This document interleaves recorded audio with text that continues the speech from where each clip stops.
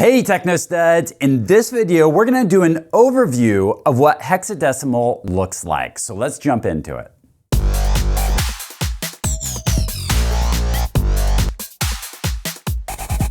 We're used to the decimal system, and now we're hopefully used to the binary system. Now let's go over the hexadecimal system and do some comparison with those other two. So that's where we're going to start out with. Then we're going to get into why do we even use hexadecimal if we've got these other numbering systems. We're going to get into base 16 and what base 16 looks like, and we'll wrap things up by talking about where are the different places you can find hexadecimal numbers.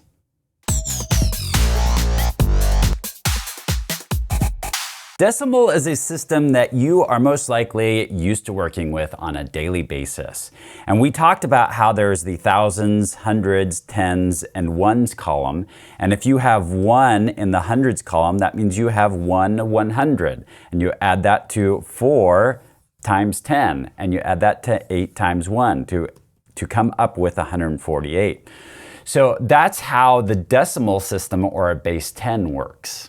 We related that to binary, which is base 2. So we take whatever number is part of that column and multiply it by whatever is right here to come up with what you have. So in this case, it's 1 times 8 plus 1 times 4 plus 0 times 2 plus 1 times 1, which if we were to add that up, 8 plus 4 is 12 plus 1 is 13. So this would equate to 13. So that's when we were working with binary numbers. Hexadecimal is base 16, so it goes by multiples of 16. So here we have a 4 in the 4096 column, a 5 in the 256, a 7 in the 16, and a 1 in the 1 column. So if we wanted to figure out what this number actually equals, we'd do 4 times 4096 plus 5 times 256 plus 7 times 16 plus 1 times 1. And then that would be the answer in decimal value. So you can see that the same rules apply to these hexadecimal numbers as what we've been learning. It's just that we count from 0 through 15 before we carry over a bit, or we carry over something to the next column. So it works very similarly, but it's just base 16, so it operates a little differently. It looks a little different. Once you've worked with hexadecimal numbers for a while, you really start getting the hang of it and start seeing the advantages of using it. It's really close to binary and therefore really close to computer language.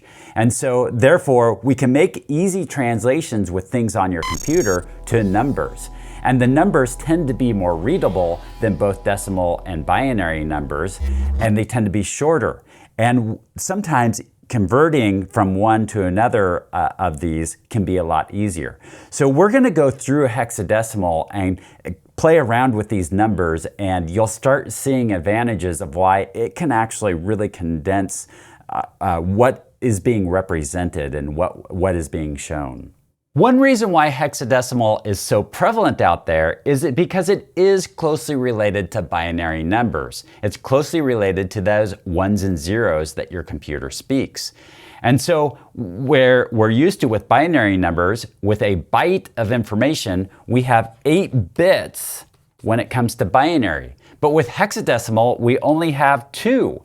So we essentially split the byte into these 2 sections here. We call those nibbles. So we break it down into smaller sections, making our number shorter and easier to read. And so that's why hexadecimal is both the advantage of hexadecimal and why it's so prevalent out there. Now hexadecimal is base 16, so our columns do look a little different. We've got 16 to the 0th power, which is 1. We got 16 to the 1st power, which is 16. We got 16 to the 2nd power, which is 256. So it follows the same convention of what we had before, except for these numbers are multiplied by 16. And then we'd have 2 of these columns would be 1 byte. So this would be a byte, this would be a byte. And if that makes sense, because if we do 16 times 16, that's 256. So this has the potential of representing 256 possibilities there.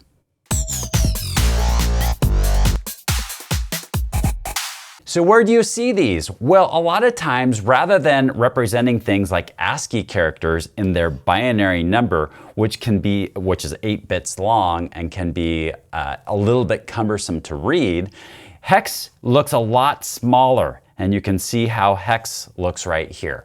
So it's just a more readable way of presenting this same information when it comes to ASCII. We also see it really common with colors. We went over before the binary and the decimal equivalent. Well, this is right here, the hex equivalent. So we can see the hex equivalent in here is much shorter and easier to read. And so representing colors and pixels is one of those ways that we do use this. Notice that at the beginning of this, it says 0x. So that's one of the signals that this is a hexadecimal number. IP version 6 also uses hexadecimal numbers.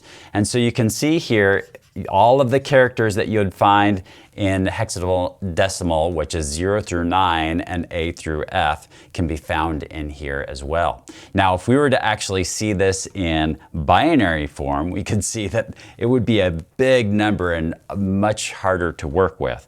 Or even if we were to convert this into decimal form, it's a crazy number as well. So it's much easier to read and work with these hexadecimal numbers. So this video, we covered some comparisons to compare it to things that we're hopefully familiar with now, like binary numbers. We talked about why hexadecimal numbers are used. It's much easier to read and display information. We went into some areas where you can use it, such as color palettes, such as ASCII, such as IP version 4. And there's a lot of areas where you've probably seen it around. If you work with things like memory, you'll see it on the memory and other areas as well. So there is a good basis, a good starting for our talks about hexadecimal.